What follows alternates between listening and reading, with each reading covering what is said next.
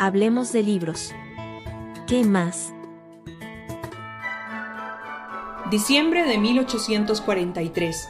Londres es una ciudad cubierta de humo, fábricas y desigualdad.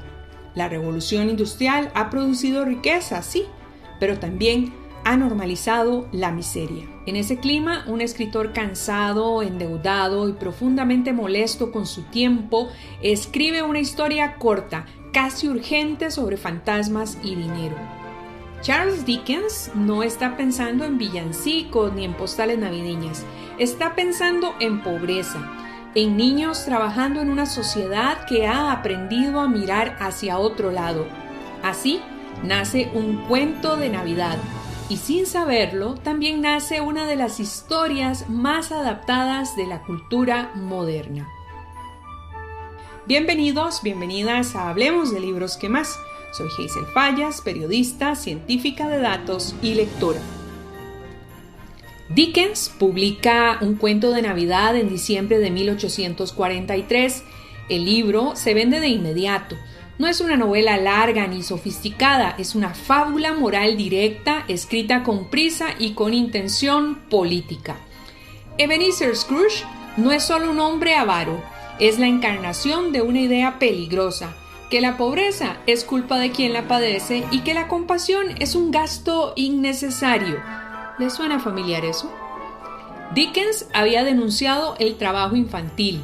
Había visitado escuelas miserables, había leído informes oficiales que trataban la desigualdad como una estadística. El cuento es su respuesta, una historia donde la indiferencia tiene consecuencias y vaya que graves. El texto original, en realidad, es más oscuro que esa versión que ya conocemos ampliamente. Los fantasmas en esa versión original de Dickens no son nada amables, más bien son aterradores como el futuro que quieren presentar.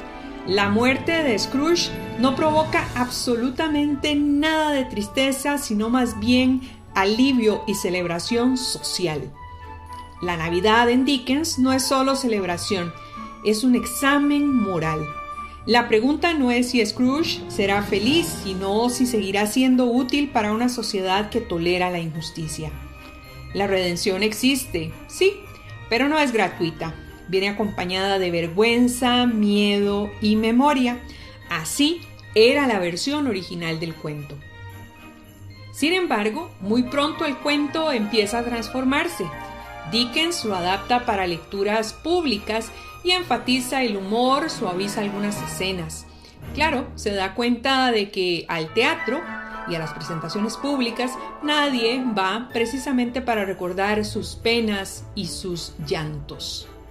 Así que Dickens reduce la crítica social y amplifica la emoción. De esta manera el público responde mejor cuando el miedo se vuelve ternura y la culpa se convierte en reconciliación. Y aquí empieza un proceso que no se va a detener. Cada adaptación de este cuento es un poco más amable que la anterior. Y sí, el cine es el primero en descubrir un cuento de Navidad. En el cine mudo específicamente, la historia funciona por pura imagen, sombras, fantasmas, un viejo rígido que se quiebra en blanco y negro. En 1938, Hollywood presenta una versión protagonizada por Reginald Owen. Es efectiva, elegante y optimista. Scrooge es duro, pero nunca realmente inquietante. La redención llega sin demasiada resistencia. En 1951, el cine británico ofrece una de las versiones más respetadas y sombrías. Aquí, la pobreza pesa, la culpa es real y el personaje resulta incómodo incluso cuando cambia. Esta adaptación conserva mucho del espíritu crítico de Dickens. En 1970, Scrooge, el musical, convierte la historia en espectáculo, canciones, humor y celebración.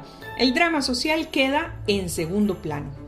En 1988, Scrooge llega a la pantalla con Bill Murray y aquí se traslada el relato al capitalismo mediático contemporáneo.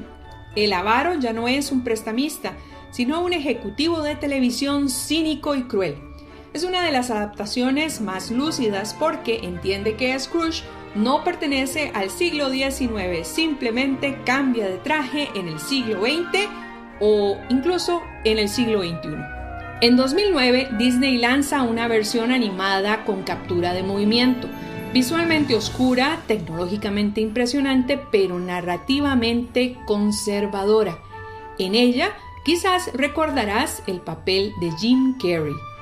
Y justamente en esta versión el miedo se convierte en efecto especial. La crítica social es el telón de fondo. Y en el cine, la idea sobre este cuento se repite. El problema nunca es el sistema, siempre es el individuo. El cuento más famoso de la Navidad también ha llegado a múltiples versiones en la televisión y para muchas de nosotras es una tradición mirarlo año con año, aunque el final sea ampliamente conocido. Así, podemos recordar versiones animadas para la televisión de este cuento con Mickey Mouse, con los Muppets, los Picapiedra o los Simpson. Dickens escribió una crítica al capitalismo industrial, pero la cultura pop la transformó en una lección de buenos sentimientos. Así que bueno, este cuento de Navidad ha sobrevivido durante 2 siglos diferentes, porque es muy flexible, porque se deja adaptar y porque habla de algo incómodo, la responsabilidad moral en un mundo desigual. Pero conviene recordar su origen. No nació para tranquilizar conciencias, sino para sacudirlas.